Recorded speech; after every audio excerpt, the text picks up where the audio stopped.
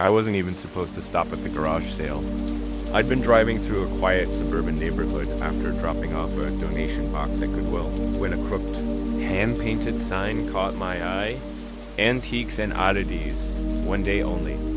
The house was old, one of those Victorian-style places with flaky white paint, narrow upper windows like watching eyes, and a porch that sagged like it was tired of standing. Something about it pulled me in. Maybe it was the curiosity, or maybe something else. Tables littered the front lawn, cluttered with old books. Chip dishes, yellowing dolls, picture frames, costume jewelry, and an entire box labeled free with purchase. The woman running it sat on a folding chair near the steps, watching, without really looking.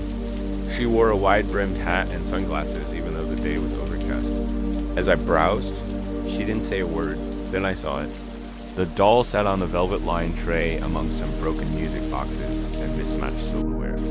About a foot tall, porcelain, wearing a faded blue dress with lace trim.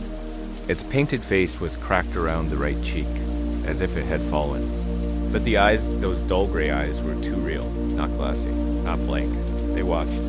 I reached for it before I even realized what I was doing. The woman finally stirred.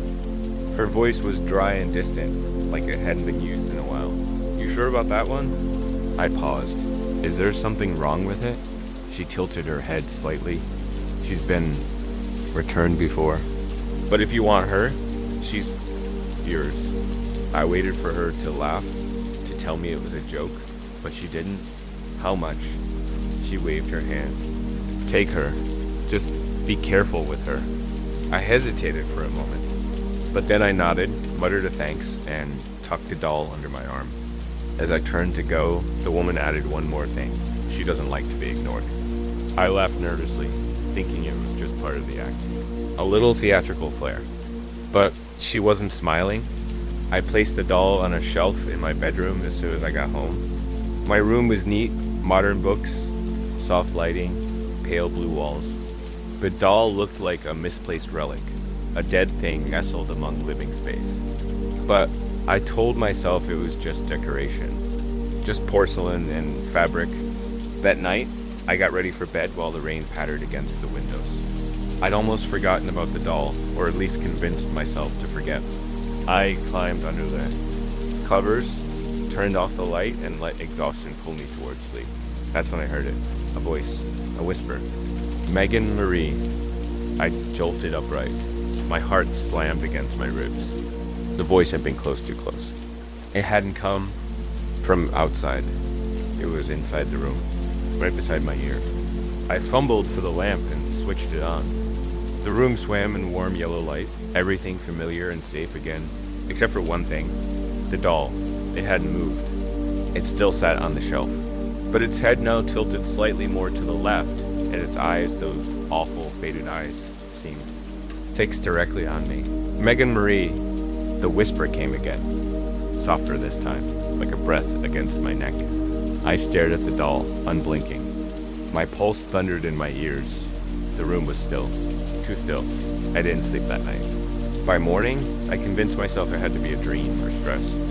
I'd had a long week, double shifts, looming deadlines, and very little sleep. The whisper could have been anything. The creaking floorboards, the wind, a car outside. Still, something didn't sit right. I got up, walked to the shelf, and picked up the doll. Up close, it looked worse than I remembered. The crack along the cheek was deeper, and its eyes, there was something in them. Depth, like looking into an empty room and sensing someone inside. I turned the doll over, hoping for a manufacturer's label or a made in China stamp. Instead, I found nothing but rough porcelain and aged fabric. "You're just tired," I muttered, placing it back on the shelf. But I avoided the room for the rest of the day. Went out, ran errands, stayed. Busy. I didn't even tell anyone about the doll. It sounded stupid when I tried to form the words in my head. "Hey, I bought a haunted doll, and now it knows my full name." Yeah, no. When I finally returned that evening, I paused in the doorway. The doll wasn't on the shelf. It was sitting in the armchair by the window, facing the bed. I stood frozen, cold sinking into my chest. I hadn't touched it since the morning. No one else had been in the house. I would have heard them. The windows were locked. The door was locked. And yet, there it was, sitting like it belonged there. Its legs dangled over the edge, hands resting on the armrests, eyes unblinking on me. I didn't move for nearly a full minute. The doll sat in my armchair as if it had always been there. The weak sunlight filtering through the window caught its porcelain face, making the cracks look like veins, like something trying to push through from beneath. Its dress, once faded and still, now seemed slightly rumpled, disturbed, as if it had shifted on its own. I didn't want to get closer. Every instinct in me screamed to turn around and leave, but logic, stubborn as ever, forced my body forward. One step, then another, until I stood just in front of it. I stared down at it, half expecting it to blink. Its chipped fingers rested lightly on the armrests, and the tilt of its head was just off, slightly cocked, like it was curious, like it wanted something. "Who moved you?" I whispered, even though I knew no one could have. "How did you get here?" It didn't answer, of course, but I thought I heard something behind me, a soft creak from the hallway. I turned, heart racing, but there was nothing there. Only shadows stretching down the corridor. When I turned back, the doll hadn't moved, still staring, still silent. I reached out and picked it up. Its porcelain was colder than before, ice cold, like it had been sitting in a freezer. My fingers twitched against it, but I forced myself to hold on. "This is just a prank," I muttered. Or maybe I'm sleepwalking. Even as I said it, I didn't believe it. I placed the doll back on the shelf. I made sure it was positioned exactly as it had been before, centered upright, facing the door. I even took a picture of it on my phone, time-stamped and everything, just to prove to myself it wasn't going to move again. Then I left the room. I didn't sleep that night either. The next day, I felt like a ghost in my own life. I went to work, smiled through meetings, nodded at coworkers, and barely heard a word of it. My mind kept drifting back to the doll, to the way it had whispered my full name, Megan Marie. No one called me that, not even my parents. It was always just Megan. The only time I ever heard Megan Marie was when I was in trouble as a kid. So how did the doll know? I tried to rationalize it again. Maybe I was projecting. Maybe my brain was feeding my own name into the hallucination. But that didn't explain the movement. It didn't explain the voice. When I got home, the first thing I did was check the shelf. The doll was still there, in the same position. I exhaled, long and slow, and pulled out my phone to double-check the picture. Same placement, same angle. Nothing had changed. Relief flickered at the edges of my thoughts, but I didn't let it take hold. That night, I fell asleep with the lamp on and the doll still on the shelf until 2:30 a.m. That's when I woke up. To the whisper, "Megan Marie." This time, I didn't freeze. I threw off the blanket and reached for the lamp. The light flicked on, and my breath caught. The doll was no longer on the shelf. It was on my bed, sitting near the foot of it.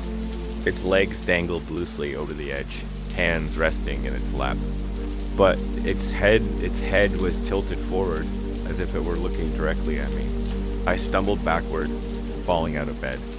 I scrambled on the floor, heartbeat in my throat, pulse hammering in my ears. "No," I breathed.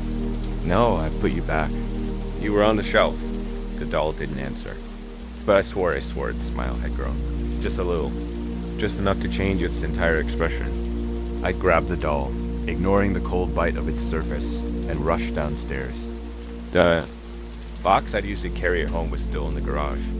I shoved the doll inside, slammed it shut, and duct taped it closed for good measure. I tossed it in the trash bin outside, dragging the heavy plastic container to the curb. The garbage truck would come in the morning. This time, I was done.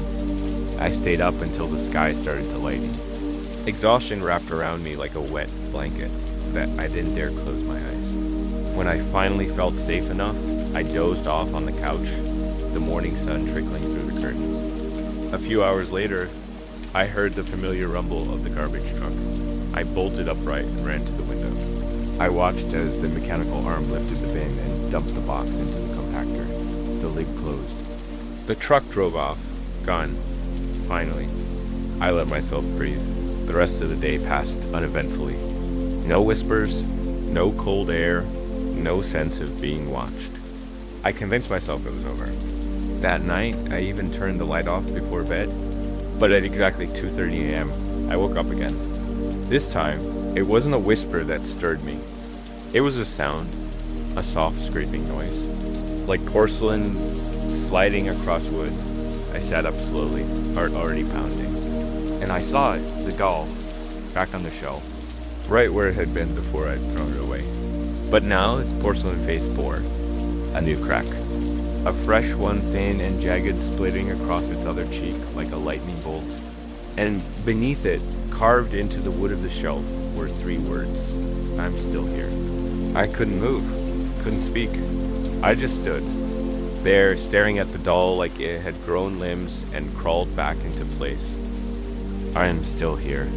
The words were etched into the wood in crooked, deliberate strokes, like they'd been scratched by something small and sharp like fingers, made of chipped porcelain. My breath hitched. I reached for my phone to take a picture to prove I wasn't losing my mind. But when I turned on the flashlight and aimed it at the shelf, the carved message was gone. Just bare wood, no scratches, and no words, no evidence. The doll, however, was very much there, eyes gleaming, head cocked slightly to the left, that faint smile almost taunting me. This wasn't a prank, this wasn't a dream, and I knew now, in my bones, this wasn't just a haunted object. It was personal. I didn't sleep the rest of the night. In the morning, I made coffee with trembling hands. The moment sunlight bled into the room, I forced myself to carry the doll to the backyard. This time, I didn't just toss it away. I buried it. I dug a hole behind the shed, past the dying rose bush where no one would see, nearly 2 feet deep. I threw the doll in without ceremony, watching it disappear under the dirt like I was burying a curse. No more, I said aloud. Stay gone. I'd packed the soil down tight and walked back inside. For the first time in days, I felt like I could breathe. That evening, I invited my friend Claire over. She was the one who had gone with me to the garage sale, and she had a natural instinct for cutting through bullshit. I tried not to sound crazy as I told her everything, the whispers, the movement, the name, the crack that appeared after I threw it out, the etching on the shelf that vanished. Claire listened, half amused and half concerned. She didn't laugh. At me, though, which was something. Are you sure you weren't just dreaming? She asked finally. You've been under a lot of stress. I know what I saw, I said. I buried it this morning. It's gone now. She raised an eyebrow. You buried a doll. It wasn't just a doll. She paused, then nodded slowly. Okay, let's say you're right. Then what do you think it wants? I hadn't thought about that. Control? Revenge? Attention? I didn't have an answer, and that was the scariest part. I didn't know that. The rules, I didn't know the limits. All I knew was that it knew my name, and that it came back twice. Claire stayed for dinner, and we tried to keep things light. Movies, takeout, old stories. By the time she left, I almost felt normal again. But normal didn't last. At 2:30 a.m., the air in my room changed. I felt it before I opened my eyes. Pressure. Like the atmosphere had thickened, like the walls were closing in. I sat up slowly. The shelf was empty. The chair by the window was empty. But something felt wrong. I reached for the flashlight on my nightstand and clicked it on. The beam swept across the room and froze on the closet door. It was open, just an inch. I knew I hadn't opened it. I climbed out of bed slowly, feet cold against the hardwood floor, and approached the door. With cautious steps, my flashlight trembled in my hand. I reached out and pushed it open. Inside, nestled among my coats and shoes, was the doll, sitting perfectly upright. Its cracked fur worse, now deeper, jagged, like it was fracturing from the inside out. And its eyes ... they were no longer dull. They gleamed, wet, alive. In its porcelain lap sat a folded piece of paper. I didn't want to touch it, but my hand moved anyway, drawn like a magnet. I unfolded the paper slowly. 3 words. Written in red ink, "You brought me." I dropped the paper and slammed the closet door. I backed away, my breath ragged, my heart thundering like a war drum. The doll didn't follow me. It didn't have to. Its message was clear. This wasn't random. This wasn't a curse that latched onto the first person who touched it. It had chosen me. The next day, I did what I never thought I'd do. I went back to the house where I'd bought it. The garage sale sign was long gone, and the porch sat empty. The house looked abandoned now, weathered and quiet. But the woman was there. She stood in the yard as if she'd been waiting. "You came back?" she said, like it was inevitable. "What is it?" I demanded. "What did you give me?" She didn't flinch. She didn't even blink. "I didn't give you anything, Megan Marie. She followed you." I felt my blood run cold. "You knew this would happen." "She remembers," the woman said softly. "Even if you don't." My voice cracked. "Remembers what?" But she just turned and walked toward the house, leaving me alone with more questions and the doll still waiting in my closet. I didn't sleep again. After returning from the house, my mind felt like a broken reel replaying that woman's voice over and over. "She remembers, even if you don't." I sat on my couch for hours, hands shaking around a cup of cold coffee, trying to force sense out of those words. Remembers what? I hadn't done anything. I didn't believe in past lives. Cursed objects or spirits clinging to wrong souls. But this doll had followed me home, whispered my name, returned from the trash, from the dirt, and now claimed I brought it. What if I had? At sunrise, I went upstairs to check the closet again. The door was shut now. I paused before touching it. Every nerve in my body told me to leave it alone, to burn the house down if I had to, but curiosity overrode fear. I opened it slowly. The doll was still there, sitting in the exact same spot. But now it was holding something. A photograph. The edges were curled and the color was faded like it had aged 20 years. My fingers trembled as I took it from the doll's lap. It showed a little girl 5, maybe 6, smiling wide in front of a sandbox. In her hands was the same doll I was holding now. Intact, undamaged, brand new. I stared at the child's face for a long time. Then I realized why it looked so familiar. It was me. I staggered back, legs weak, breath shallow. I didn't remember the photo being taken. I didn't remember owning the doll, but there it was, evidence, clear as day. I searched the back of the photo for a date. There was nothing but a faint smudge of red crayon. A child's scribble. It looked like the beginning of a name. Ma, my middle name, my mother's name. I felt sick. I called Claire again, told her what I found. This time she didn't question. Me, she came over without hesitation. We spread the photo and the folded note on the kitchen table. She studied both, quiet for a long while. "You really don't remember that doll?" "Nothing," I said. "It's like my brain skips past. Even looking at that photo. It feels like someone else's life." Claire tapped the paper. "You brought me." "Brought it from where?" She hesitated. "What if this isn't about you buying it? What if it means you brought it back?" The room seemed to tighten around us. I remembered something the woman at the sale had said when I first picked it up. She's been returned before. Had I been the one who returned it? Was I the reason it had been waiting? That night, I couldn't bring myself to stay in the house. Claire offered to let me sleep over, but something inside me said, no, I needed to confront this. Whatever it was. It wasn't just going to stop because I ran from it. I stayed up reading about haunted dolls, attachments, spirit bindings. Most of it sounded like internet garbage, but one thing kept appearing over and over. Intent matters. These entities, whatever they were, didn't follow objects by accident. They remembered. They clung to people. Especially people who tried to forget them. At 2:30 a.m., the air in my room shifted again. I was sitting on the edge of the bed, fully clothed, bat in one hand and flashlight in the other, waiting. The closet door creaked open. Slowly, deliberately. doll stepped out. It walked. Its movements were stiff, jerky, unnatural. But they were real. One tiny leg, then the other. Arms swaying slightly at its sides. Its eyes locked onto mine, burning like hot coals beneath layers of ceramic. I couldn't move. Megan Marie, it whispered. Its voice was no longer thin or playful.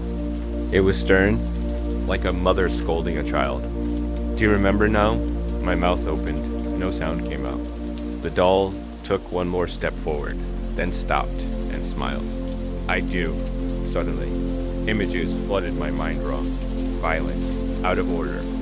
I saw the sandbox, my childhood backyard. Summer heat shimmering off the grass. I saw myself screaming, crying, holding the doll by the legs. I saw it fly across the yard, crashing against a tree trunk, shattering. I heard someone, a woman, shouting in a language I didn't understand, pale hands scooping up the pieces, whispering something as she wrapped them in cloth. I saw my mother standing in the kitchen, face pale, watching me. You shouldn't have taken it, she said. But I had. And then she made me forget. I dropped the flashlight. It clattered against the floor, spinning, sending shadows dancing along the walls. You were mine, the doll whispered, and you broke me. I didn't know, I said, my voice breaking. I didn't remember. The doll cocked its head, one eye twitching slightly in its socket. That's the worst part. I backed away, heart pounding. I couldn't fight this thing with a bat or salt or fire. I had to remember. I had to face what I'd done. And fix it, whatever fixing it meant. I didn't sleep. I didn't even sit. I spent the hours until dawn hunched over the dining table, scribbling everything I remembered. Every flicker, every sound, every feeling that had come rushing back. The moment the doll said, "You were mine," and you broke me. And worse, that's the worst part, not the breaking. Not the abandonment, the forgetting. By morning, my apartment felt different. Not haunted, not cold, just ... aware, like the walls had opened their eyes and were waiting to see what I'd do next. The doll was no longer in the closet. I hadn't seen where it went after that confrontation. It simply stepped back into the dark and vanished, leaving the closet door wide open and the air thick with something unspoken. But I knew it was still here, somewhere, watching. I called my mother. Not because I thought she could explain it, but because something in me needed to hear her voice. To test whether my childhood was as clean as I remembered, or if she'd hidden the truth all along. When she picked up, her voice cracked with sleep. "Megan, everything okay?" I paused. Did I have a doll when I was little? A porcelain. One. Silence. Too long. Then, softly. Where did you find it? So she did know. My pulse quickened. You told me I never had one. I told you what I had to, she said. Her voice was quiet, tired, not surprised. You were too young? You wouldn't have understood. Understood what? That it didn't belong to you. She told me the story slowly, like pulling thorns from her throat. The doll hadn't been bought.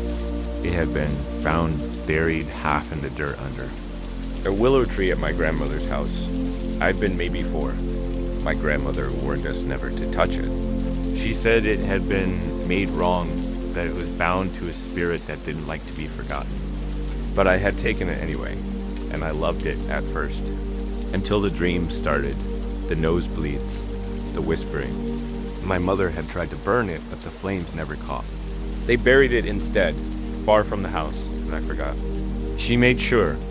It was the only way, she said. You cried every night for it. You used to say she was inside you, that she lived in your mouth. My blood ran cold, so you wiped it from my memory. I did everything I could, she whispered. But you opened the door again. You brought her home after I hung. I sat in silence for a long time. This wasn't some curse passed from stranger to stranger. This was mine. I had unearthed her once before, and now again. And every time I tried to get rid of her trash, fire, dirt, she came back stronger. She didn't want freedom. She wanted me. I searched the apartment, every room. Under the bed, behind the shower curtain, inside the kitchen cabinets, nothing. But when I opened the attic door, barely used, mostly storage, I felt it before I saw it. The air was colder, thicker, like old breath trapped in the wood. I climbed the creaking, stepped slowly, flashlight in hand. The attic was still draped in sheets and cobwebs, old boxes, forgotten decorations. And at the center of the room, on a child's tea table I hadn't seen in years, sat the doll, perfectly upright, waiting. Her face had changed. The cracks were deeper, spreading like veins across her cheeks and forehead. Her mouth, once a painted curve, was now twisted upward into a wide, unnatural grin in her eyes. No longer dull. They shimmered, alive. I stepped forward, and the floorboards groaned under my weight. "Megan Marie," she whispered, soft as breath. "Will you remember now?" "I do remember," I said. My voice shook, but I didn't run. I remember the tree. I remember the dreams. I remember breaking you. The doll's smile widened, as if proud. I took another step. "But why me? You made me?" she whispered. The words slammed into my chest. "No, ... I found you." Her head twitched. "You finished me," she said. Suddenly I remembered. The sandbox, digging for worms. Finding a half-formed doll head, bringing it inside. Drawing on it with markers. Sewing it into a rag with buttons and string. Laughing. Playing. God. The spirit, whatever it had been, was incomplete until I gave it shape. Gave it attention. Gave it my name. "You made me yours," the doll said. "And then you forgot." I dropped to my knees, shaking. I didn't know. I did. The attic seemed to grow darker, heavier. The flashlight dimmed, its beam flickering. I knew I couldn't destroy her. That hadn't worked. Fire, salt, burial, none of it mattered. She didn't want destruction. She wanted permanence, recognition, gone. So I stood up, and I said the words she wanted. "I see you." The attic groaned, low and deep, like an old house exhaling. "I remember you." The doll stood. "I accept you." Her porcelain head tilted gently. Her eyes dimmed just slightly. The cracks stopped spreading. Her voice came one last time, but not a whisper, no, a sigh. "Then we begin." The attic held its breath. The doll stood at the center of the room, small and cracked, yet taller than I remembered. Shadows pooled beneath her feet, like spilled ink, and her porcelain limbs creaked softly as she turned toward me.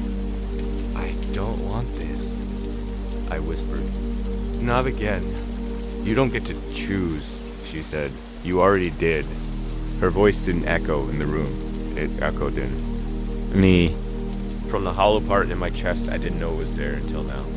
From the place where childhood ends and something older begins to bloom. "You brought me here," she said again. "And now we finish what you started." I backed away, but my legs moved like they were underwater.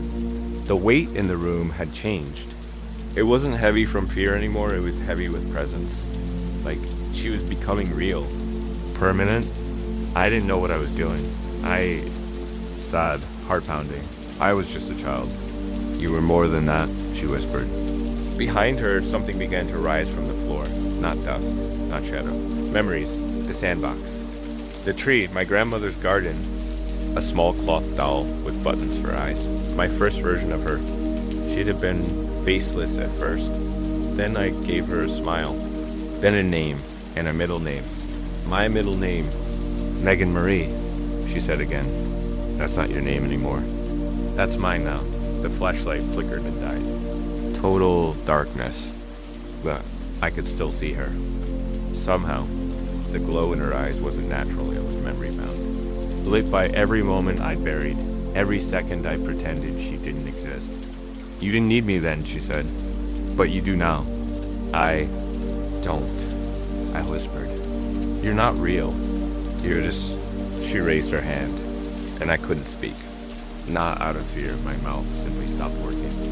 She approached slowly, her footsteps soft against the attic floor, like the ticking of a clock winding down.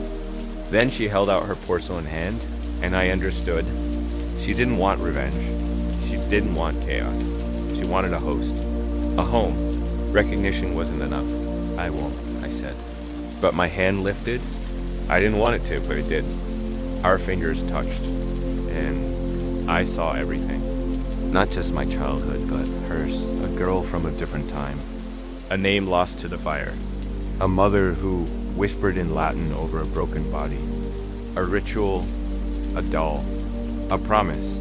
You will not be forgotten. Generation after generation. She waited until I found her.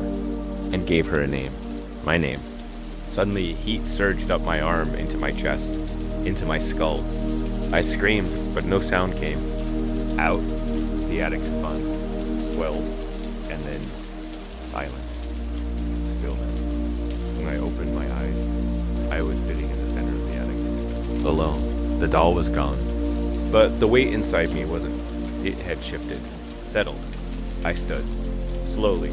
Testing my limbs. Everything felt the same except for the voice in the back of my mind. Not angry. Not cruel. Just there. Like a twin I hadn't known was living behind my eyes. Downstairs, the world hadn't changed. The clock still ticked. My phone still buzzed. Claire still texted. Did it work? Is it gone?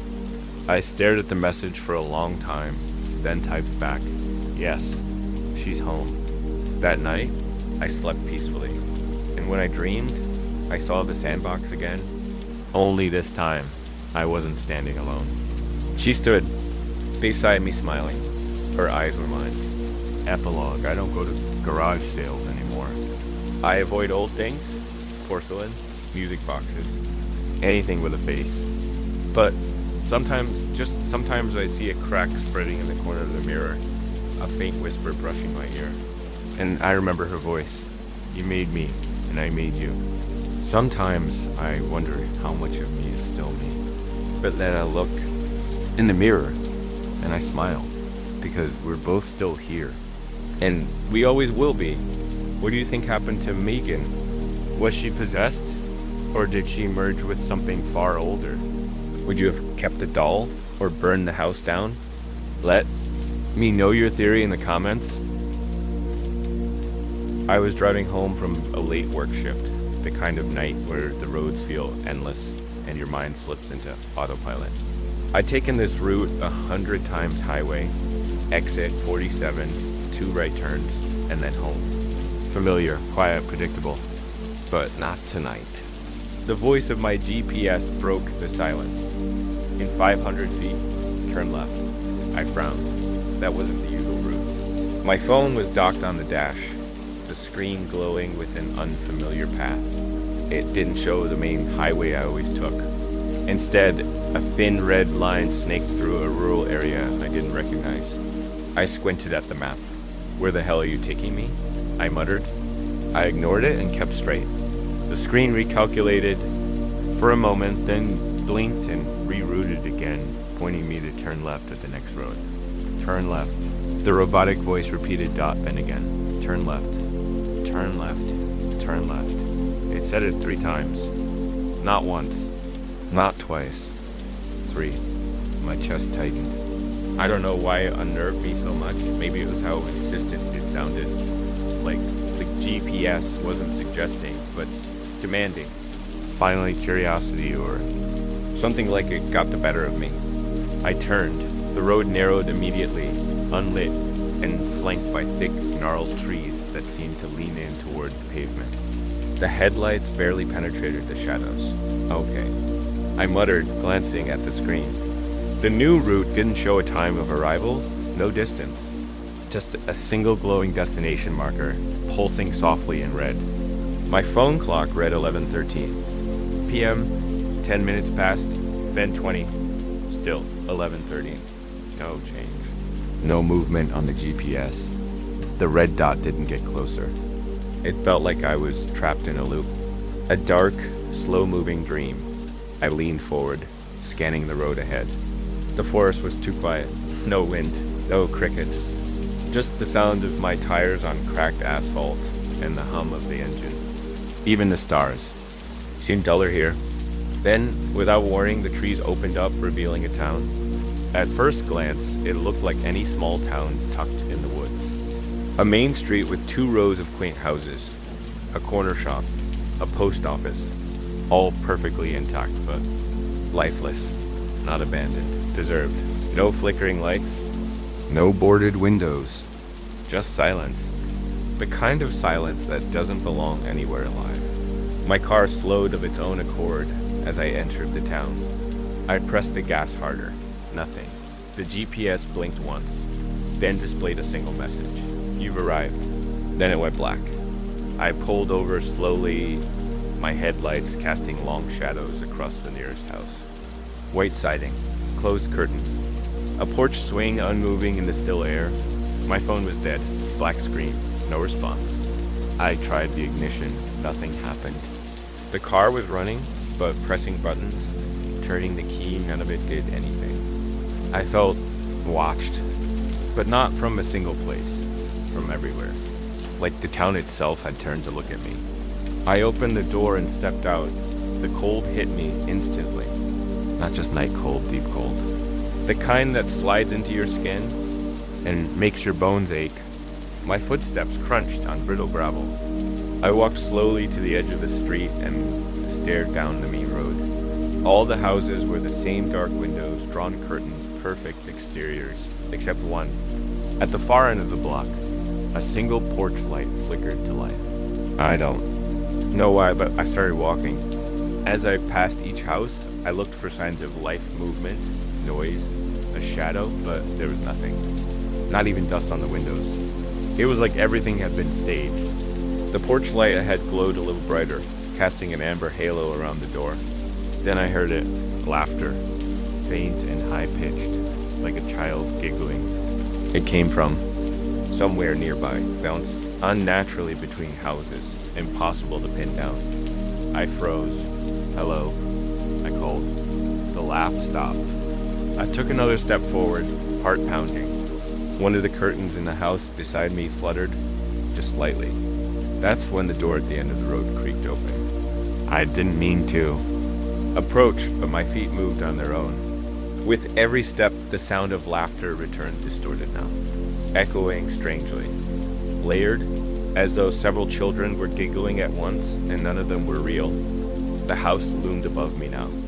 2 stories, white paint flaking slightly, a warped welcome mat on the porch. The inside was pitch black. I stepped onto the porch. The floorboards didn't creak. The air inside was even colder than outside.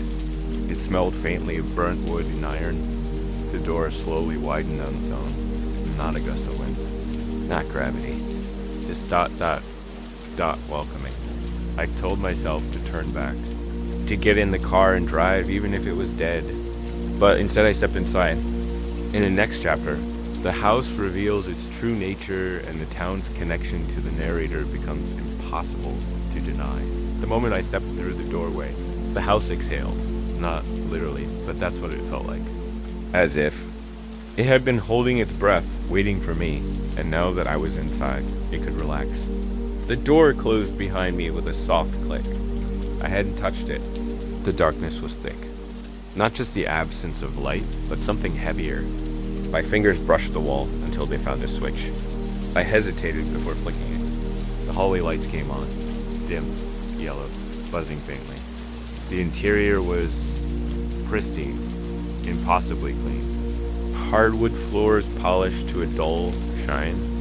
The wallpaper was an outdated floral pattern, the kind I hadn't seen since my grandmother's house. A coat rack stood by the door empty, except for one dark jacket, my size.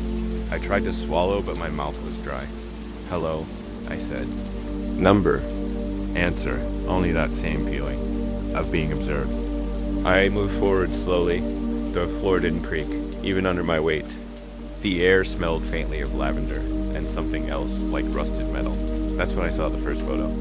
It sat on a side table in the hallway in a dusty brass frame.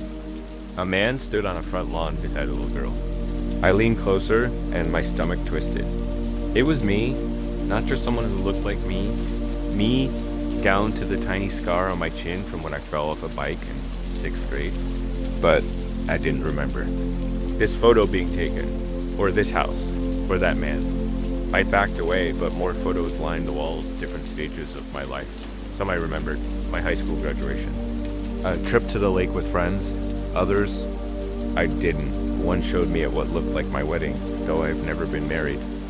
Another depicted me holding a baby. My baby? The faces around me were always blurred, always indistinct. Only mine was perfectly in focus. That's when I heard the creaking upstairs. It was slow and deliberate. Footsteps. I tilted my head upward. The sound came from the hallway above me, directly over where I stood. My pulse quickened. Is someone here? I asked.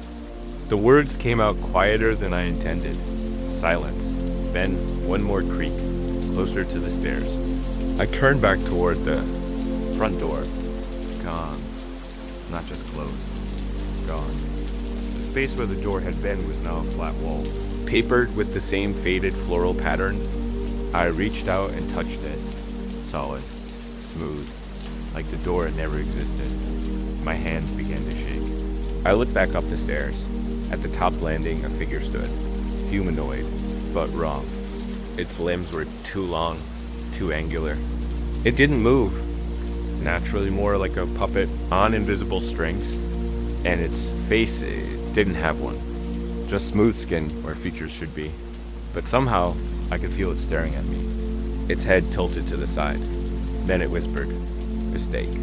The word rattled through the house like a wind chime in a storm, soft but unmistakable. I turned and ran. I didn't know where I was going, just away. Deeper into the house, down a hallway that seemed longer than it should be. Doors on either side were all closed, and when I tried to open them, they wouldn't budge. Then one opened. On its own, the living room. I stepped inside, slamming the door behind me. The whispers followed, crawling along the walls, seeping through the floorboards. I scanned the room quickly. Old-style decor. A fireplace with unlit logs. A mantel lined with more photographs. I didn't want to look, but I did. Every frame. Every image. Me. Different clothes, different places, different people. Always me. In every frame, a sudden crack came from the fireplace. Not firewood. It sounded like something had broken inside the wall. Then the light above me began to flicker. The air dropped 10 degrees in a blink. And I realized something. There were no reflections, not in a picture glass. Not in the black TV screen in the corner. Nothing showed my image, like I wasn't there at all. I backed into a corner, breathing fast. "I want to leave," I said. The room responded, not in words, but with a shift. The wallpaper began to ripple. The floorboards bowed. The house inhaled again. Then, all at once, it stopped. Still, silent. I turned toward the fireplace. A photo frame now sat on the hearth. New, shiny, and in it, my face. Right now, wearing the exact clothes I had on. Looking terrified. The caption beneath the photo, etched into the frame, read, "Welcome home." I stared at the photo on the hearth. My face. My expression. The same clothes I was wearing now. They hadn't been taken before I arrived. It had been taken tonight. The longer I looked, the more I noticed the details. My shoulders hunched in fear. The faint scratch on my cheek from when I tripped last week. The time stamp etched beneath the frame read 11:13 p.m. My hands began to tremble. That was the time the clock had been stuck on. The time everything changed. The town, the GPS, the road. And now I was framed in it, like the house was proud of me, like I'd completed some kind of initiation I hadn't agreed to. Suddenly I couldn't breathe. I bolted for the hallway, not caring where I was going, just anywhere but here. The corridor had changed. What had once been short and narrow now stretched impossibly long. The walls angled inward like the throat of some vast beast. I ran down it anyway. My footsteps muffled like the air was growing thick with cotton. Doors appeared on either side. They weren't here before. Each one marked with a name, not names I recognized, just first names, etched in cursive into tarnished brass plates. Carla, Daniel, Evelyn. One door had no name, just a smudge, like the black had been scratched away. As I reached for it, the whispers returned, not behind me, inside the walls. They shifted, murmured, pressed against the plaster like something was trying to squeeze through. I yanked the door open. It was a child's bedroom, old-fashioned, blue wallpaper, a race car bed, a shelf lined with toys that hadn't been played with in decades. But the strangest thing, there were dozens of drawings taped to the walls.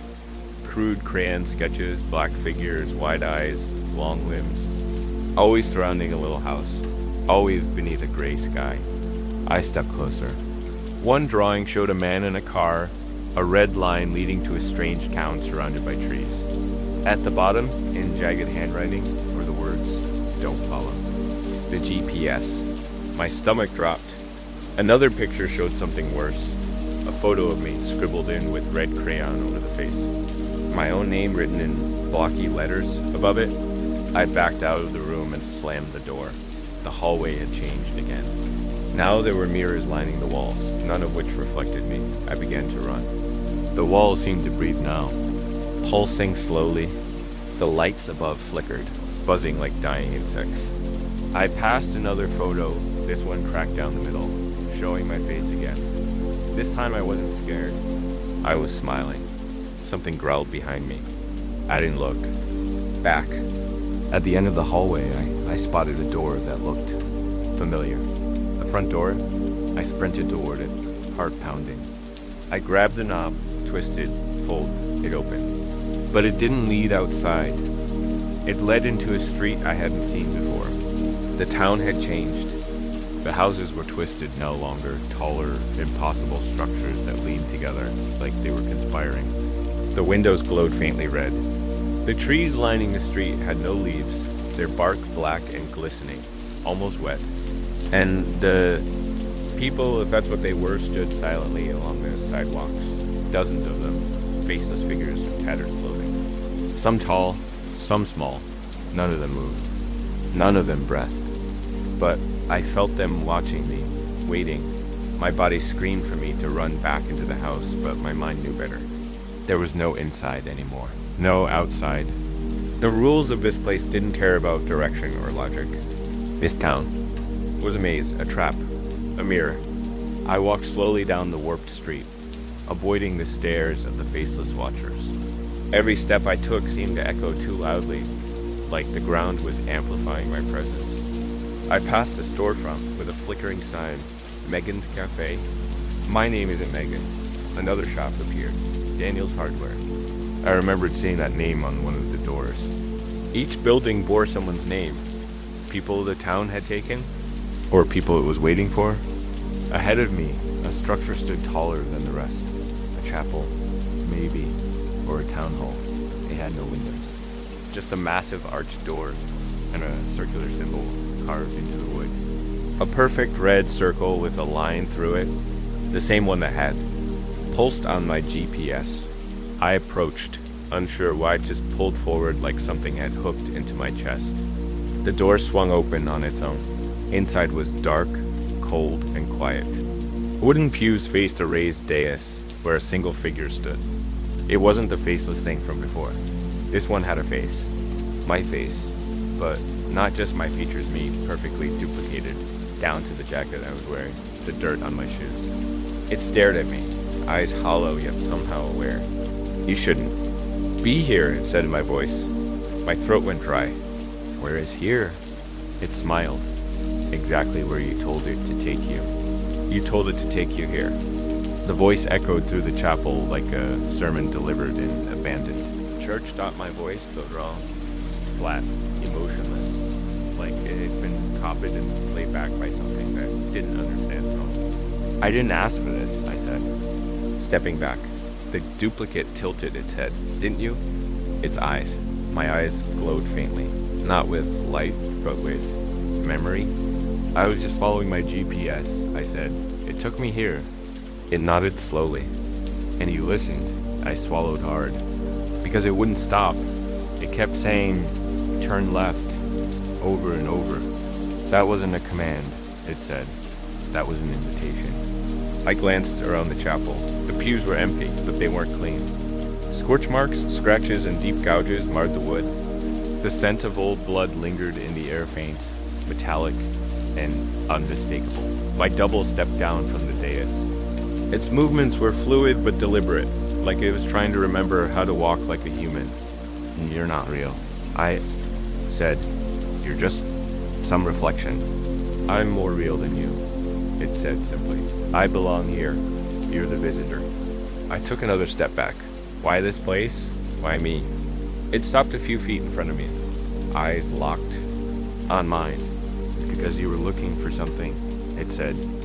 "And this town gives people exactly what they're looking for, just not in the way they expect." "I wasn't looking for anything," I protested. It smiled. "Everyone says that." "But there's always a reason." Suddenly, images flashed. Behind its eyes, not on its face, but through it like its skin, was a veil thin enough to show glimpses behind the curtain. I saw myself sitting in my car, night after night, aimless drives after work, windows down, no music, just quiet, just escaping. "You were tired," it whispered, "of the sameness, of the silence, of the world." The images shifted me, at my desk at home, alone. Me waking up and checking my phone, only to sigh, me staring blankly at the road. "You asked for a detour, something different. And the town heard you." I clenched my fists. "No, this isn't different, it's a trap." "Semantics," it said, shrugging with my shoulders. "It's a reflection. You drove off the path. Now you found the place where people like you go." "People like me?" I asked. It gestured around the chapel, the ones who listen when the road speaks. Suddenly, the chapel's ceiling pulsed. A dull red glow filtered through stained glass windows that hadn't been there moments ago. And outside, I could hear the townsfolk, the watchers, beginning to move. Shuffling feet, dozens of them. They were coming. I turned back to the double. "Let me go." It blinked. "You can leave." I hesitated. "What? You're not a prisoner," it said. "You're a test. The town is always watching. It wants to see what you'll do. And if I leave, you'll forget everything," it said. "You'll return to the highway, pick up your phone, check the time, and shrug it all off. And if I stay," its smile grew wider, "then you'll understand." The doors behind me creaked open. Cold air swept in. The street outside was filled now, figures lining the sidewalks, peering in, their faces still faceless, their presence still overwhelming. The double stepped back onto the dais. "The town doesn't want to keep you. It wants to change you." I didn't move. The exit was right there, the road, the car, maybe even the real world. But behind me, I felt it, the weight of the place, the way it knew me, the way it had shown me things I hadn't told anyone, feelings I hadn't even admitted to myself. I shook my head. "This isn't who I am," I muttered. "No," the double said. "It's who you're becoming." I stepped forward. "Then I'll change course." Something flickered in its expression. A crack barely noticeable, but a disruption in a perfect mirror. "You sure?" it asked. I nodded. "Yeah, I want my road back." The figure tilted its head once more, then run. The town screamed, not in sound, but in sensation. The very air began to pulse. The buildings twisted in on themselves, walls contorting like rubber. The faceless people surged forward, pouring into the chapel. I sprinted down the aisle through the doors, back onto the warped street. My car was there, its headlights on, engine running. I didn't question it. I threw the door open, jumped inside, and slammed it into reverse. The road behind me was unraveling, literally unraveling, like threads being pulled from a tapestry.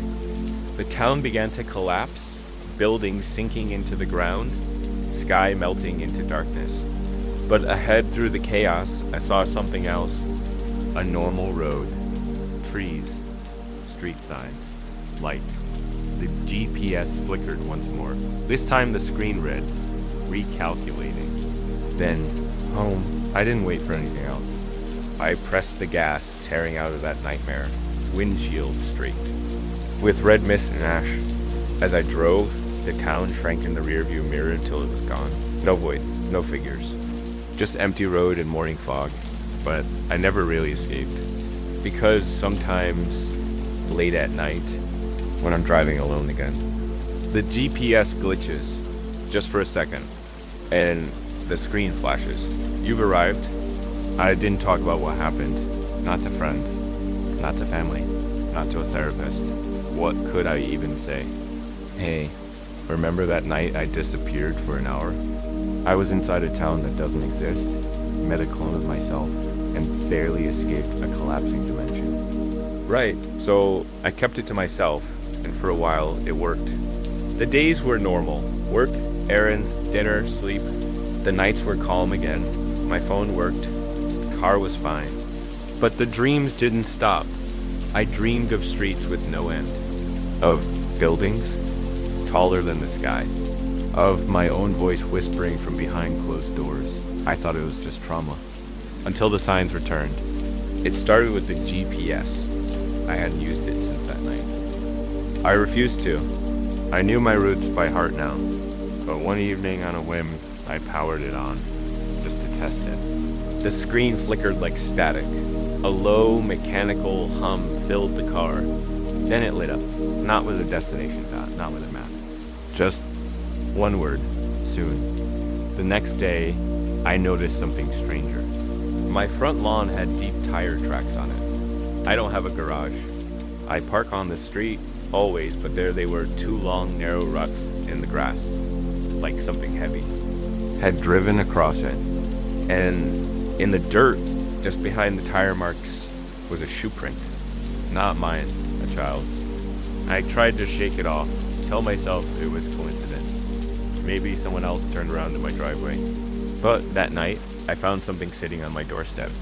A piece of paper, no envelope, no name, just a crayon drawing. It was crude lines scrawled in red and black. A little stick figure inside a car. A twisting road, and a town in the distance with sharp rooftops and crooked trees. Beneath it, a caption in shaky handwriting. You're still on the way. After that, things escalated. The lights in my apartment flickered between 11:13 and 11:14 every night. Just once. Always the same minute, my phone started glitching. Not crashing, just showing things, photos I didn't take. Videos of me sleeping. Static-filled audio clips of my own voice whispering things I didn't remember saying. Once, I found a new contact in my phone, just a single name. You? And when I tapped it, the phone rang just once before the screen cut to black. I stopped sleeping, started leaving lights on. I moved my bed to the center of the room, as far from the walls as I could get. I unplugged the GPS. I considered smashing it, but some part of me was afraid. What if that was the only thing keeping the boundary in place? Then, one night, the dreams became real again. I woke up standing in my kitchen. The stove was on, all 4 burners lit. I had no memory of walking there, but my car keys were in my hand. And on the kitchen counter was a second set of keys, identical to mine. I ran outside. My car sat at the curb, just like always. But the passenger door was open. There was something on the seat, a Polaroid photo. It showed me standing in the exact spot I stood, now looking directly at the camera. But I was smiling, wide, too. Wide. The timestamp on the photo. 11:30 p.m. I didn't go back inside. I drove. I didn't know where I was going. I just drove. At first, I stuck to familiar roads. But every few minutes I saw signs that shouldn't be there. Welcome to Westvale. Turn left. Scenic route to home. There's no Westvale around here. I looked it up later. Nothing exists by that name in this state. But the signs multiplied. The radio stopped working. And then the GPS turned itself back on. I didn't plug it in. Didn't touch the screen. But there it was, bright and active, flashing a new destination. The end of the road. I nearly threw it out the window, but instead I followed. I had to know. The roads grew narrower, fewer signs, fewer lights. The sky turned a deep oil-slick black. The clock froze again. 11:13 p.m. Then I saw it, the town, except now, it was bigger. The buildings were taller, twisted, alien. The sky above them swirled like liquid metal. And waiting at the edge of town was my car, another version of it, parked, empty. But I could see the driver's seat. A figure sat inside, hands on the wheel, smiling. It was me. I sat in my car, staring across the broken road at the other car. My car parked at the town's edge. Same model, same color, same scratch along the driver's side door.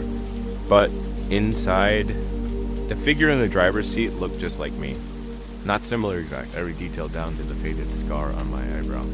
It stared at me with an expression I couldn't place, half pity, half amusement. Then it raised its hand and waved. I should have turned around. But I didn't. I drove forward.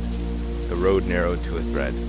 The trees leaned in as though trying to block my path, their branches twitching like fingers. My GPS screen flickered. Once, then displayed a single line. Final destination. Acceptance. I didn't know what that meant. I still don't. But I'd passed the town's rusted welcome sign, Westvale Est, and crossed a boundary I don't think anyone was meant to cross. The streets looked different now. Less like a town, more like a memory of one vague outlines of houses, half-formed doors, buildings that shimmered in and out of visibility. And the people, they weren't hiding this time. They lined the sidewalks in silent rows, all of them faceless, swaying. Slightly like paper cutouts in a breeze I couldn't feel. Some of them held candles, some held photos, and some held mirrors. Each time I passed one, I saw myself. But in every reflection, something had changed. Eyes too large, a grin too wide, skin that cracked like porcelain. I pressed the gas, pedal harder. Eventually, the other Mez car came into view again. Still parked, still waiting. I pulled up beside it, hands trembling on the wheel. The engine was off, but the dashboard lights flickered faintly. Inside, the other me slowly turned its head and smiled. Not maliciously, not warmly, just inevitably. I opened my door. The air hit me like a wall of ice and dust and static. It smelled like burnt paper and iron. I walked to the other car, slowly. The door creaked open on its own. The figure stepped out. It was me, I spoke. "You made it," I said.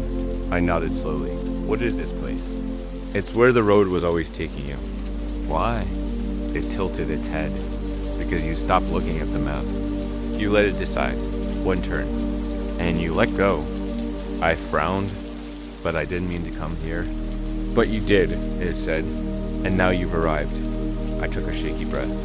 "So what happens now?" It stepped closer, and for the first time, I noticed its eyes weren't like mine. They were deep, so deep, I couldn't see the end of them. A depth that made me feel like I was falling. "You have to choose," it said. "Choose what?" "To become the driver," it whispered. "Or to remain the passenger." I didn't understand at first. But then the town began to shift again. The buildings warped into towers of blackened glass. The sky turned red and cracked like drying clay. The ground beneath me hummed with power I couldn't comprehend. And the figures, the faceless watchers, started to chant, a low, wordless murmur that built into a terrible harmony. The other me raised a hand. "Accept it," he said. "It's your turn now." Then he vanished, gone like a flame snuffed out. The car door opened again behind me, but this time it wasn't my car. It was another one. Sleeker, older, still familiar. Inside, the GPS screen was already glowing. New route calculated. I stared at the message, then looked up at the town. The buildings began collapsing and imploding silently.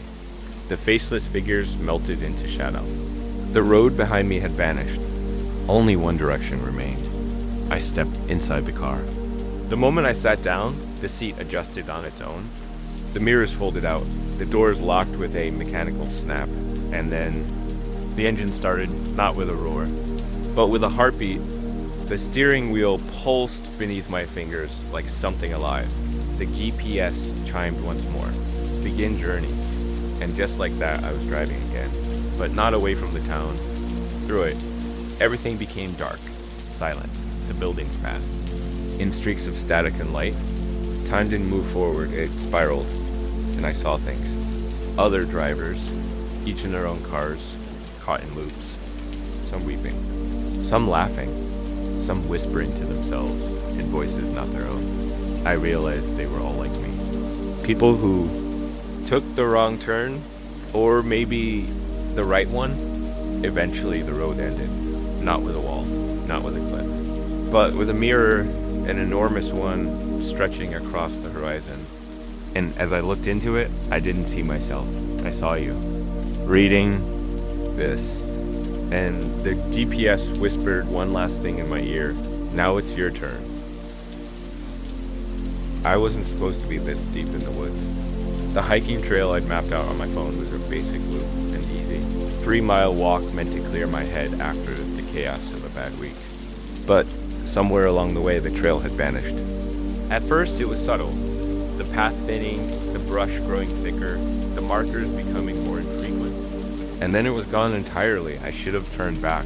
I wanted to, but the quiet was intoxicating. No phones buzzing, no people shouting, just the wind moving through the trees and the rhythmic crunch of my boots. I told myself it would reconnect to the main trail eventually. That was 2 hours ago. Now, the sun was starting to dip below the canopy, bleeding orange through the branches. My phone had died miles back, and I hadn't seen another hiker in what felt like forever. My name is Sophia, and I don't usually get lost. I plan things. I overpack. I print paper maps just in case, except this time, I'd been in a rush and left them in the car. Figures. I pushed through a wall of brambles, thorns catching on my jacket sleeve, and stumbled into a narrow clearing. That's when I saw it through the trees. Just ahead, a village. Not a cabin or a ranger station, a full-on village. Small houses with stone chimneys, crooked fences, cobblestone streets that curved out of sight.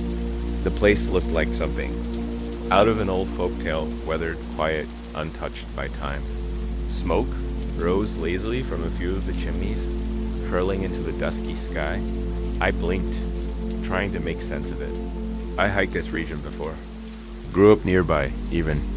There weren't supposed to be any settlements out here. Still, my feet moved toward it before I had time to think.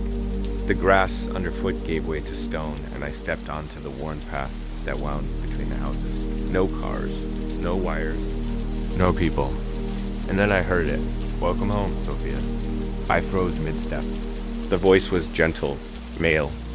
I turned sharply and saw an old man seated on a wooden bench near a crooked lamppost. His clothes were old-fashioned knit vest, pressed slacks, boots caked with dry mud. He looked at me like I was a familiar face returning from a long trip. Excuse me? I asked, my voice barely above a whisper. He smiled faintly. You've been gone too long. A sharp pulse of unease stabbed through me. You must have me confused with someone else. No. He stood slowly, his joints crackling with the motion. I never forget a face. Especially. Not yours. I've never been here, I said, louder this time. I took a step back. I don't even know what this is. He didn't answer. Just shuffled past me, hands clasped behind his back, and disappeared through the doorway of the nearest house. It shut behind him with a soft click. I stood in the growing dark, the sounds of the forest swallowed by silence. No birds, no insects, just the wind and the low whistle of the chimney smoke twisting through the air. Then, slowly, one by one, doors began to open. The sound of creaking hinges echoed across the village as door after door opened, quietly, almost reverently. Figures stepped out into the fading light, a woman in a long dress and apron, a boy no older than 10 clutching a worn cloth doll, a tall man with a trimmed beard and suspenders.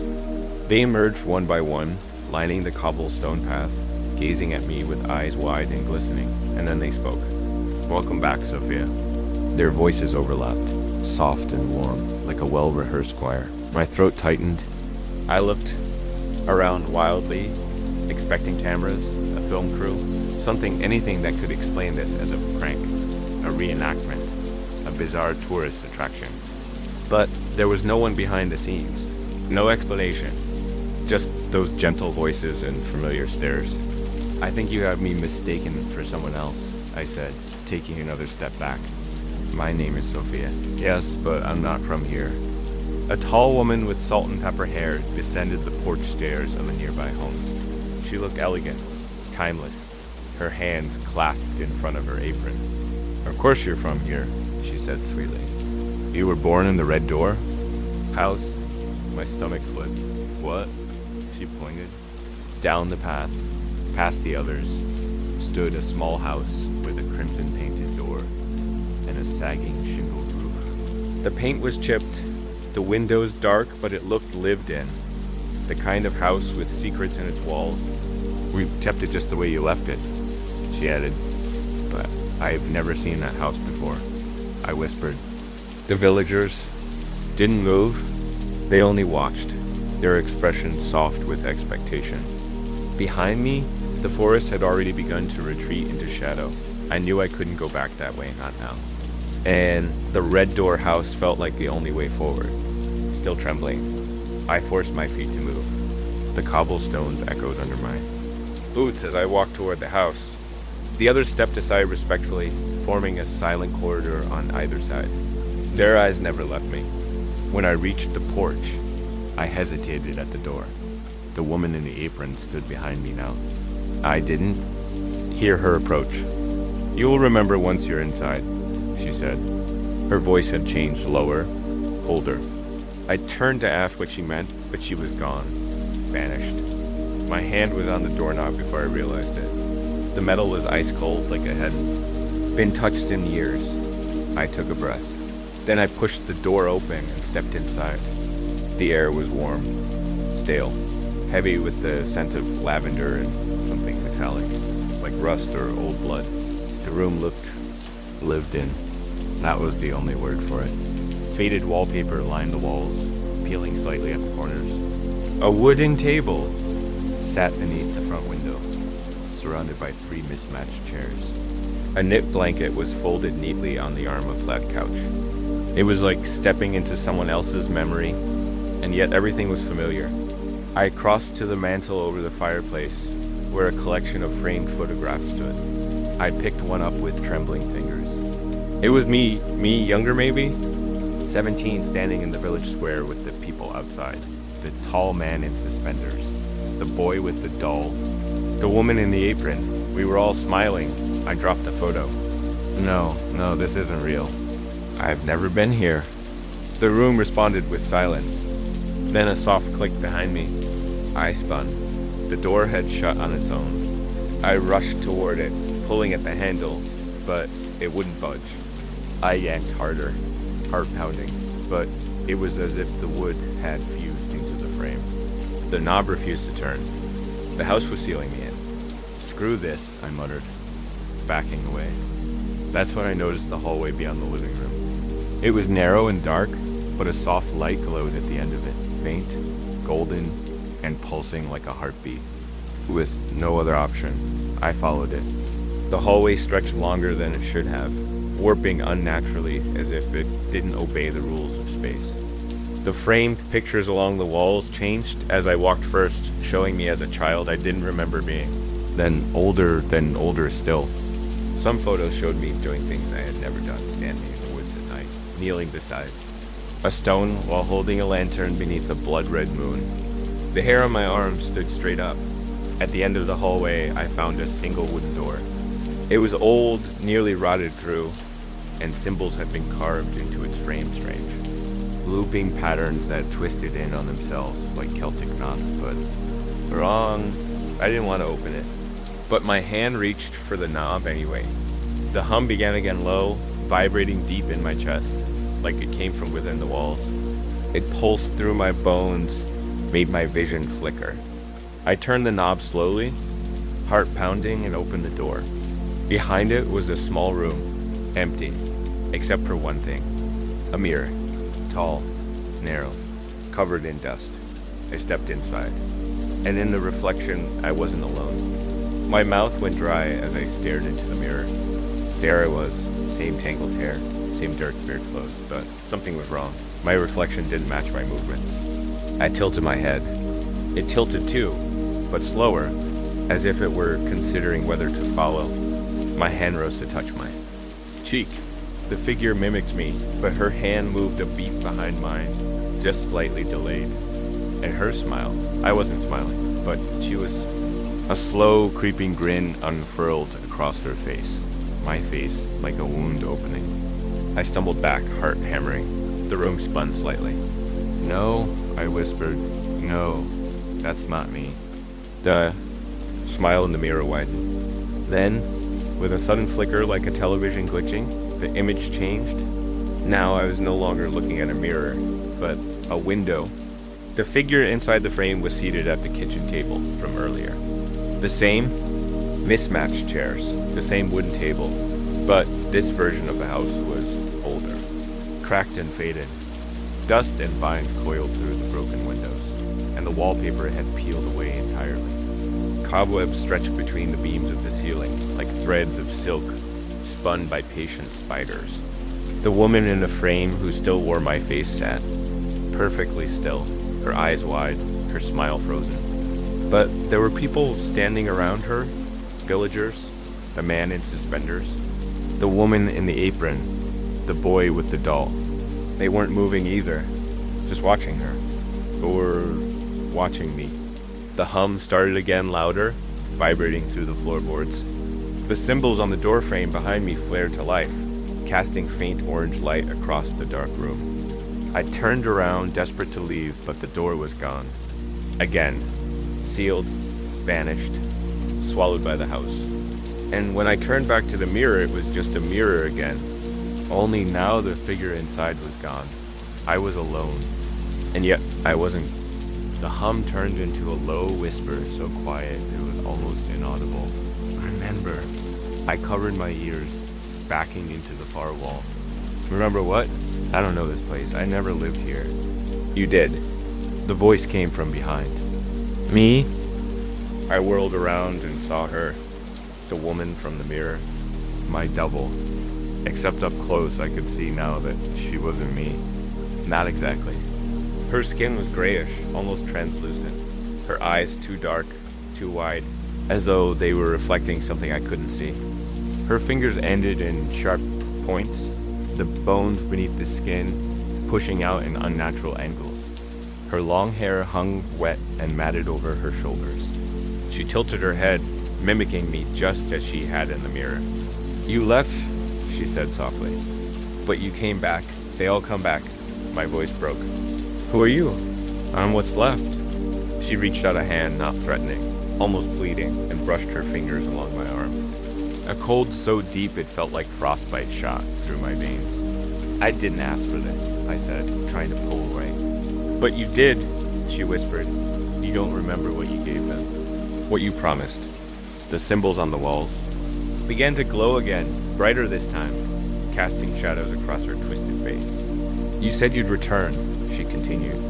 "You drank from the well?" "What well?" But she was already fading. She stepped backward, dissolving like smoke, her form drifting through the mirror as if it were mist. Her last whisper lingered. In the air, "Come, see." The mirror flashed once blinding white, and then it shattered. I screamed and dropped to the floor, arms over my head as glass flew everywhere.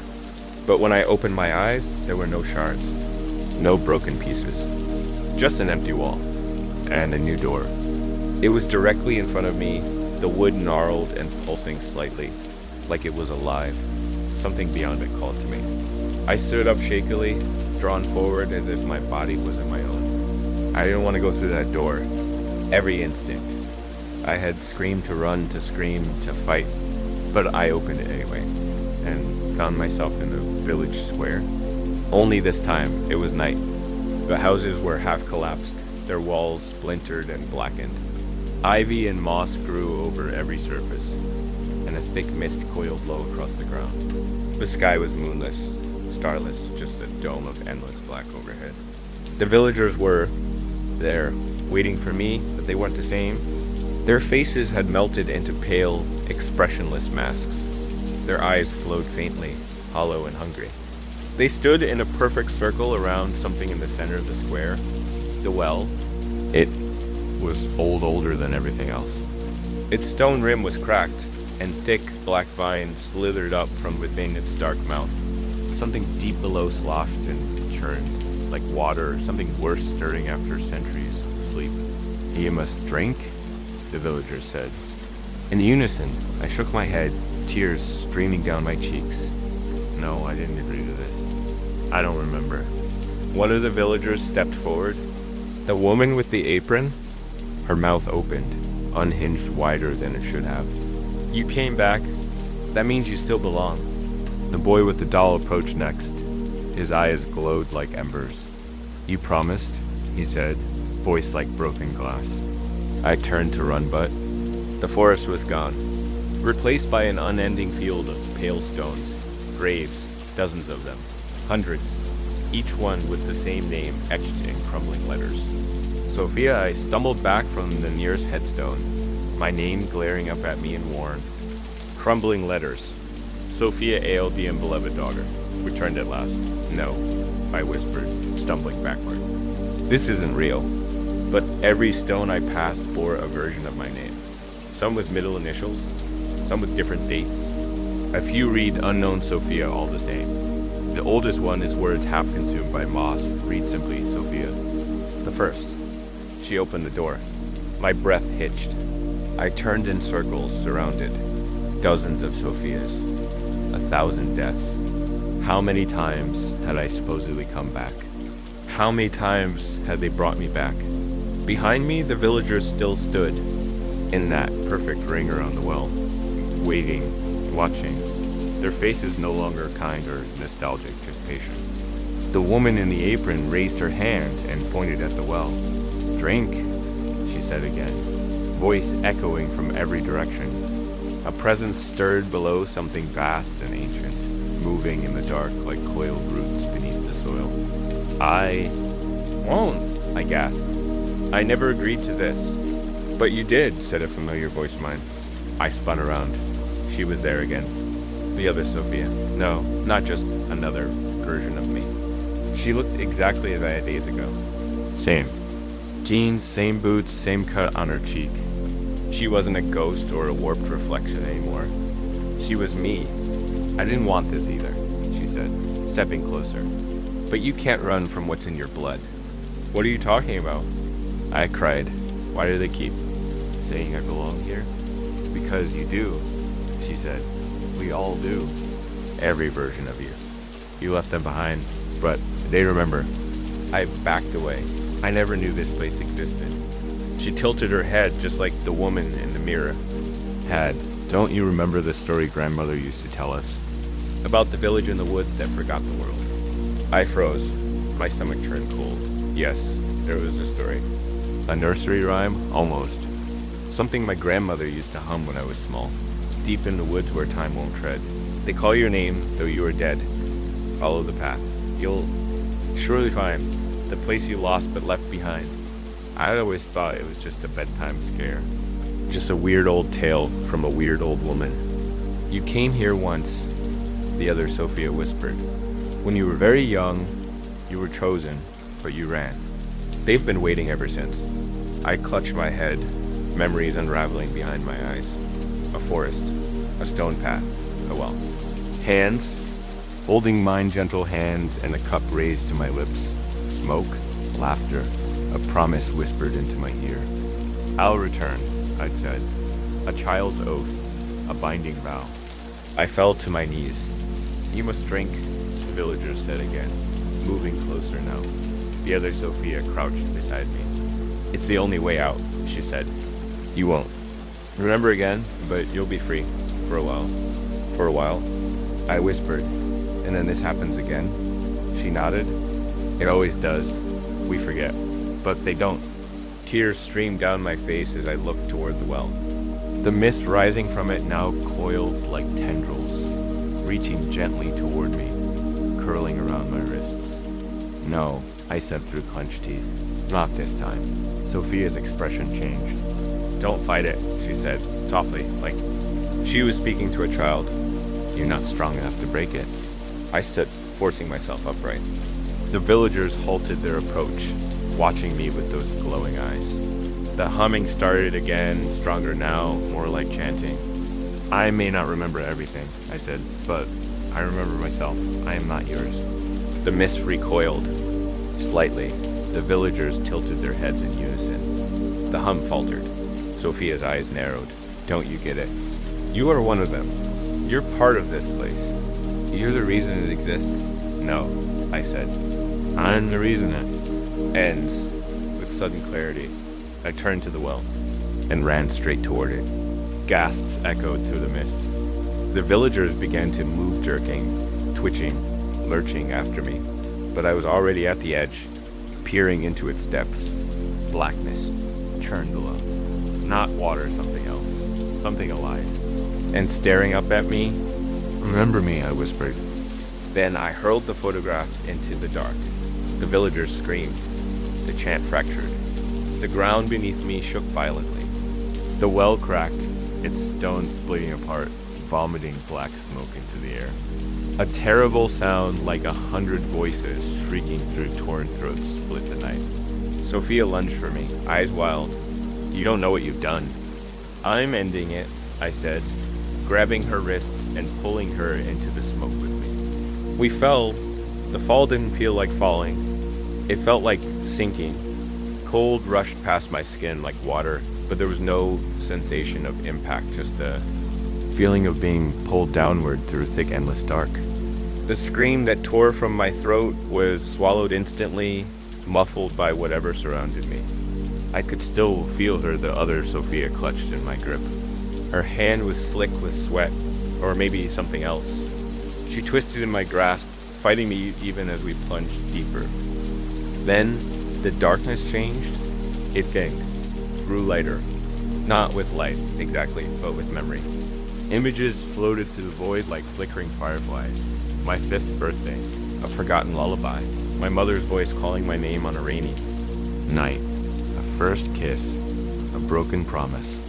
A night spent crying on the bathroom floor. My life laid bare in fragments. They passed us like drifting ghosts, and with each one, I felt more and more like I was unraveling, like we were unraveling. I couldn't tell where I ended and she began anymore. And in solid ground, I hit it hard. The breath knocked from my lungs. Everything went still. Above me was nothing. A blank, black sky. The other Sophia lay beside me, unmoving. We were in a cavern vast, circular, and impossibly silent. Walls of stone towered in all directions, carved with more of those strange symbols. In the center of the space stood an altar, ancient and cracked, its surface slick with some dark fluid that shimmered faintly in the ambient gloom. All around us, the mist churned. Sophia stirred. What is this?" she rasped. I sat up, every muscle aching. Heart of the village, maybe? Or what's left of it. There were no villagers down here, no glowing eyes, no chants. Just us, the stone, and the terrible weight pressing on my chest. She looked at the altar, her face pale. "This is where they bind us," she whispered, "where they make us forget." I approached the altar cautiously. The symbols carved. Into it pulsed with dim light like veins carrying blood. In the center was a bowl, shallow and wide. Something dark and viscous rested inside, undisturbed. A memory, maybe. A curse. I turned to her. How do we end it? Sophia looked hollow now, her eyes rimmed with shadow. We were part of something long ago, a pact, a ritual. Each of us came back here willingly in different lives. Some stayed, some ran, but they always found us again. Then why me? Why now? Because you remembered too much. You pulled on the thread. She looked at the bowl. And once you remember, you're marked. They bring you back, whether you want or not. My head throbbed. The altar whispered now, not in words, but in suggestion. It wanted blood, a final offering. I thought of the photograph. The villagers' glowing eyes. The graves that bore my name. I'm not drinking, I said. Not this time. You don't have to, Sophia murmured. She reached into her coat and pulled out something I hadn't seen her with before. A shard of the mirror. Its edge caught the strange, ambient light and gleamed like ice. "I was supposed to keep you here," she said, her voice suddenly distant. "It's what they made me for." I backed away. "No, you're me. I'm the version of you that stayed," she whispered. "The first Sophia, the one who did drink." Her eyes glowed now, faint and eerie. "But I never wanted this. I want out too." She looked at the mirror shard, then at me. There's only one way. Before I could stop her, she turned the shard toward herself and drove it into her own chest. Blood poured down the front of her shirt as she collapsed beside the altar. I dropped to my knees, grabbing her shoulders. "What the hell did you do?" With her last breath, she smiled. "You're free now. One Sophia must remain, but it doesn't have to be you." Her body shimmered and began to fade, dissolving into mist, returning to the roots of this cursed place. The altar's light blinked once, then died. The bowl cracked in half, and something broke above us. I heard it clearly. A snapping of chains. A tearing of old, unseen threads. The mist sucked inward, retreating through cracks in the cavern walls. A great howl echoed through the space, a sound of ancient rage and sorrow mingled. Then silence. A door appeared in the rock, wooden, familiar, with a red frame. It creaked. Open. I didn't question it. I stepped through. The door closed behind me with a soft click. I found myself standing at the edge of the village again, just as I had when I first stumbled out of the woods. The cobblestone streets stretched ahead, lit by a golden dusk that hadn't been there before. But everything was still. No villagers waited. No voices called my name. The houses stood empty, now doors ajar, windows cracked. The chimneys had stopped smoking. Curtains fluttered in windless air. It felt like walking through a stage set after the audience had gone home. I moved slowly, cautiously, past the red door. House that had once been mine. The windows were dark now. The warmth that had drawn me inside was gone, replaced with a quiet that was heavier than silence. The well stood in the village square, untouched, undisturbed. I approached it hesitantly. The image of the photo flashing in my mind me, smiling beside it, a cup in my hands. I looked over the edge. The dark mist was gone. Only cold air drifted up from the depths, like a long, steady breath being exhaled. As I turned to leave, I noticed something beside the well, a small bundle wrapped in cloth. I crouched and slowly unfolded the photograph. But this time, the image was different. It still showed me, but now I was standing alone, the villagers absent. No glowing eyes, no cup in hand. I was facing the camera, staring directly into it, as if I had taken the picture myself. Scribbled beneath the photo in that familiar spidery handwriting were new words. Only the willing remain. A rush of wind swept through the square, rustling leaves and slamming a door shut in the distance. I stood, tucking the photo into my jacket. It felt warm, somehow as if the last piece of someone else's life had chosen to stay with me. I walked to the edge of the village, and this time the woods parted. There was a clear trail now, winding between the trees, bright with filtered light. I stepped onto it and didn't look back. Not until I reached the clearing where I'd first gotten lost.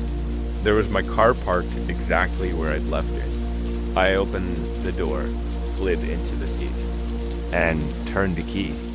The engine roared to life as if nothing had ever happened. The GPS was still on, but instead of coordinates, a single line of text glowed on the screen. You broke the circle. As I pulled out of the woods and onto the road, I watched the trees fade into the distance. For the first time in what felt like days, the clock on my dashboard ticked forward. 9:47 p.m.